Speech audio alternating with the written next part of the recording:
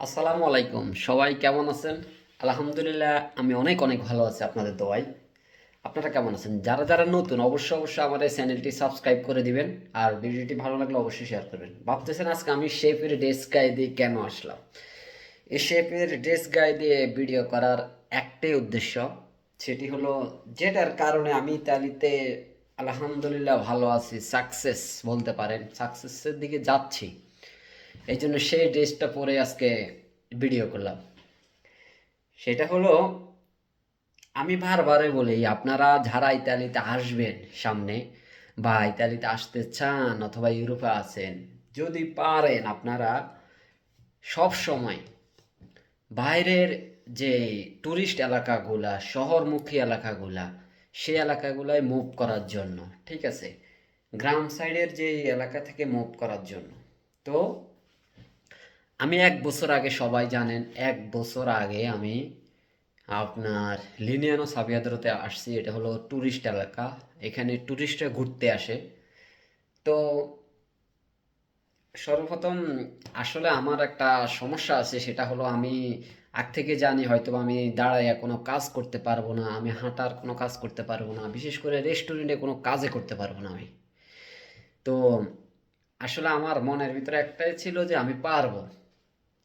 সেক্ষেত্রে আমি জিরো বাসা ছিলাম, ঠিক আছে। আমি 2 বছর ইতালিতে ছিলাম, নাফোলিতে, বাঙালিদের সাথে থাকছি, বাংলাদেশ সাথে খাইছি, কাজ করছি, সব বাঙালিদের সাথে। ইতালিয়ান ছিল, হয়তো আমি চেষ্টা করি না, এই জন্য শিখতে পারিনি। আমি জিরো ছিলাম ইতালিয়ান ভাষা। আমি জিরো থাইকা আমি এই যে লিনিয়ানো সাবিয়াদ্রোতে আইসা একটা রেস্টুরেন্টে কাজে ঢুকলাম, ঠিক আছে। সেটা হলো, রেস্টুরেন্টে কাজে ঢুকলাম, আমার সর্বপ্রথম 5 মাসের কন্ট্রাক্ট ছিল।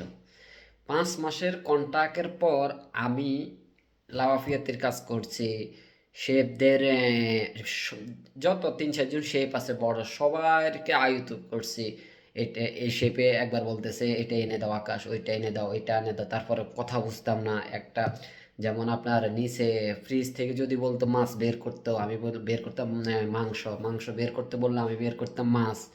এরকম নানান সমস্যা হয়েছিল। তারপরে আপনার যখন আপনি আয়ত কুকবল করবেন, মানে আপনি শেফদেরকে সাহায্যের কাজে লাগবেন, তখন আপনাকে অনেক অনেক প্যারা দিবে। আপনি প্রথমে শেফে বলবে আকাশে এটা দাও, আবার আরেক শেফে বলবে ওইটা দাও, আপনাকে এটা রেখে ওইটা দিতে হবে।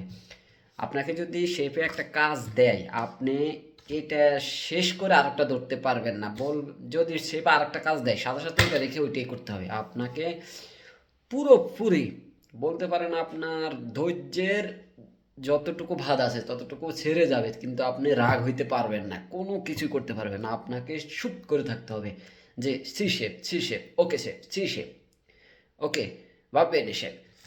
মানে আপনি যখন যেটা বলেন সেটাই।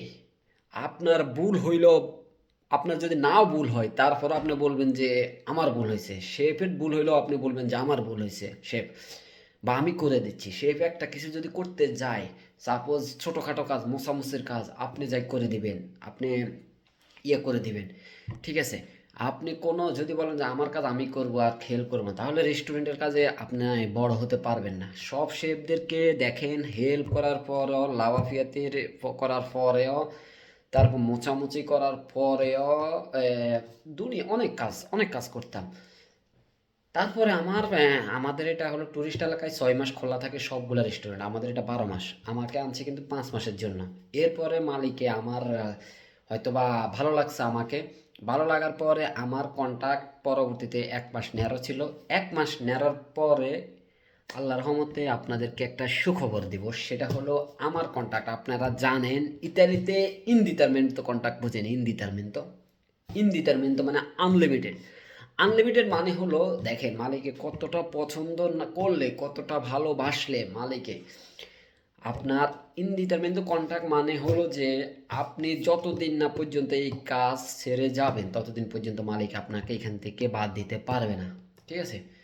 আপনার সমস্যার কারণে আপনি যদি চলে যান নিজে কাজ ছেড়ে, তাহলে আপনার মানে কাজ থেকে বের হয়ে যাবেন। না হলে আপনি আজীবন এখানে কাজ করতে পারবেন, সকল সুযোগ সুবিধা তো আছে।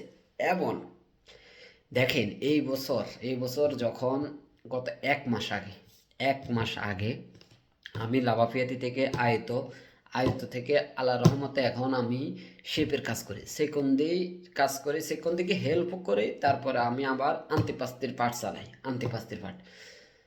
আমরা শেফ এখন 4 জন, আমার ফ্রেন্ড একজন, আমি একজন, বড় শেফ একজন, আর আপনার এ সেকন্দের শেফ একজন, আর লাভাফিয়াতে একজন, ফিজ্জাম্যান একজন। তো দেখেন আল্লাহ রহমতে 1 বছর প্রচুর পরিমাণে কষ্ট করছি, প্রচুর পরিমাণে বলার বাইরে ভাই, প্রচুর পরিমাণে কষ্ট করার পরে বিশ্বাস যদি করেন, মানে কি বলতাম আপনাদেরকে, আপনার কত হাজার হাজার ডেক পাতিল থালা বাসন ধোয়া লাগতো, মোছামুছি করা লাগতো, পরিষ্কার করা লাগতো, চামচ মোছা লাগতো, শেফদেরকে এটা এনে দিত ওইটা এনে দিত, অনেক কষ্ট করা লাগতো, মাছ কাটা হইতে সব কিছুই।